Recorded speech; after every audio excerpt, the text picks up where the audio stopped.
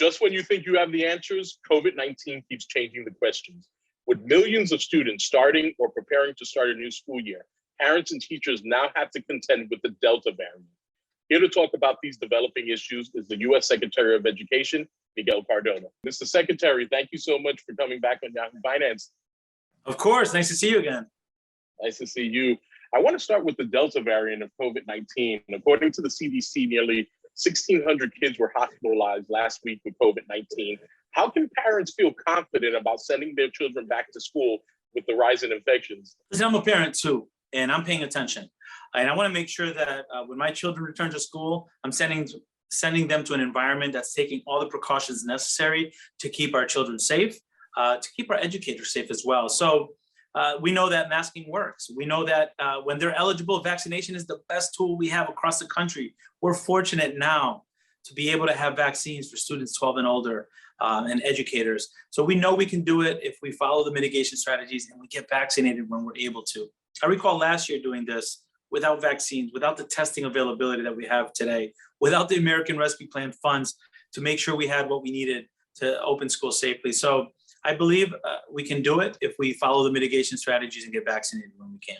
Mr. Secretary, California and New York will require teachers to be vaccinated or tested for COVID-19 weekly. Are you in favor of such measures?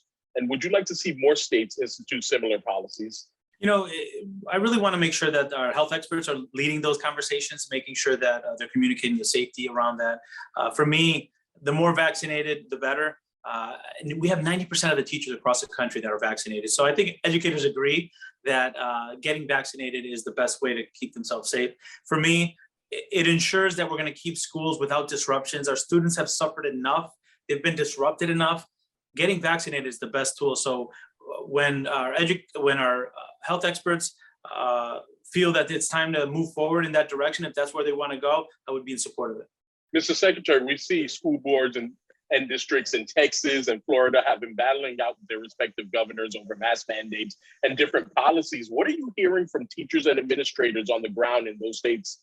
I'm hearing what I believe. Get out of the way. The politics, get it out of the way. Let teachers do what they do best. Let our educational leaders do what they do best, what they did last year. Safely reopen schools, ensuring that students and staff not only are safe, but feel safe. Communicate what they're doing to keep our schools safe. Politics has no place here. In fact, some of the decisions that are being made are really putting students in harm's way. And we need to make sure that we're giving our superintendents and our boards the opportunity to do what they do best, which is educate our students in an environment that's safe and welcoming for all students. Last year, schools had to pivot on the fly when it came to virtual learning. Do you believe that U.S. schools now have the proper resources to transition back to online classes if necessary? We're a year smarter. There's $130 billion in American Rescue Plan funds to help close the digital divide, to ensure that students have access, the bandwidth, but also the device. And I think oftentimes we overlook this third component that's really important, making sure that they have online quality curriculum that's rigorous so that students are doing quality work when they're remote, if they have to go remote. Now, the goal is to get every student in every day full time, but we know that blended learning is a part of a good comprehensive program. I do believe we have the tools, we have the resources, and we have the know-how to pivot if we have to pivot.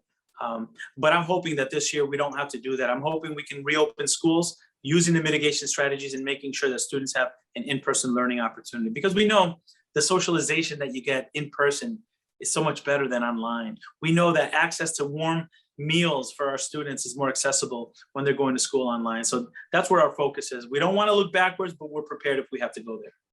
Mr. Secretary, are you afraid that this pandemic might affect teacher recruitment in the future? We hear about teacher shortages. Do you think that people are shying away from the profession now?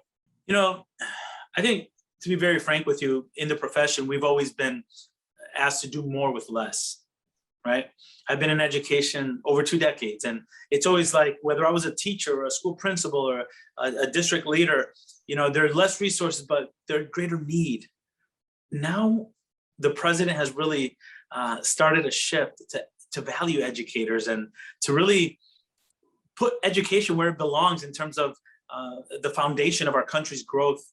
So I do believe while I understand the frustration that some teachers feel, especially in areas where they feel under-resourced, there's going to be a resurgence of passion to make sure we're recruiting folks and making sure we're lifting the profession for what it is. It's the foundation of any other profession. So while I understand that there might be some areas where we need to fill, and I have to say that the Build Back Better agenda provides funds for those areas to recruit teachers in special education, in bilingual education.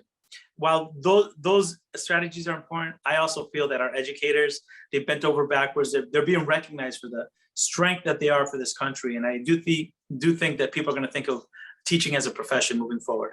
Mr. Secretary, how worried are you about this generation of students going to school during this pandemic? As a father, I saw what it did to my children who are fortunate enough to have both parents. We were able to, last year, have some remote working where we were there with them. They had resources where they had access to technology, access to the device, but I saw the impact it had on their, the lack of ability to be around their peers with their teachers in person. So I know it had an impact. But I also saw resilience. I also saw students that found ways to adapt and connect with one another. And I was fortunate that my children were able to attend last year in person. But I know so many students across the country didn't have that benefit. So I'm not worried about them, but I know that we have to do more to give them that social and emotional connection, that academic recovery support that they need, not only them, but their families. I'm not worried about them because I know our schools have the tools and we have the educators that care about our children and are going to wrap them in love and give them what they need to recover fully from the pandemic and better, right? It's not good enough to go back to what school was like in March 2020. Our educators across the country have proven that they're going to put students first and they're going to do what the students need to be successful. Mr. Secretary, what's your biggest fear and your biggest hope for this upcoming school year? I want to reopen schools safely. I want to make sure that at the end of the day, every decision we make is guided by health and safety, which means that as things change, we're going to evolve with it. That's critically important. But my biggest concern, my biggest fear moving forward is complacency. We had major gaps in opportunities and in achievement throughout our schools across the country before the pandemic, and the pandemic made them worse. And my fear is that we go back to a system that doesn't recognize that we have to do more, and that going back to what it was in early 2020 is not sufficient. That system left too many students behind. That system didn't have equal access to college for all students. And I'm excited about that opportunity. So what is a concern is also the greatest opportunity we have to hit reset on the things that didn't work in education, to give our students across the country the best opportunity for success, not only in pre-K through grade 12, but also in higher education. We have a lot of work to do, and I'm excited to get to work. Mr. Secretary, lastly, I would love to know what's the biggest lesson that you've learned in your time as Education Secretary? It just reaffirmed my belief that educators at all levels, from the classroom, from the food service workers, the bus drivers, we're all a team, all the way up to the Secretary of Education, that we all put students first when we need to. That at the end of the day, when we're in a crisis, we shine brightest, and that we make sure that what we're doing and the actions that we take and the decisions that we make have students at the center of it. That's why, we saw countless examples of that. At the beginning parts of the pandemic, when we were taking our bus routes and finding ways to feed kids that were home, or deliver computers to kids that didn't have it, or deliver hotspots.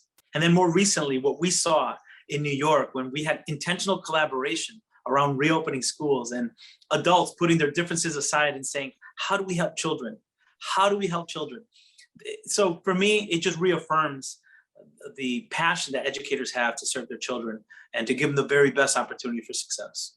Mr. Secretary, thank you so much for joining us on Yahoo Finance. Please stay safe. Take care. Same to you.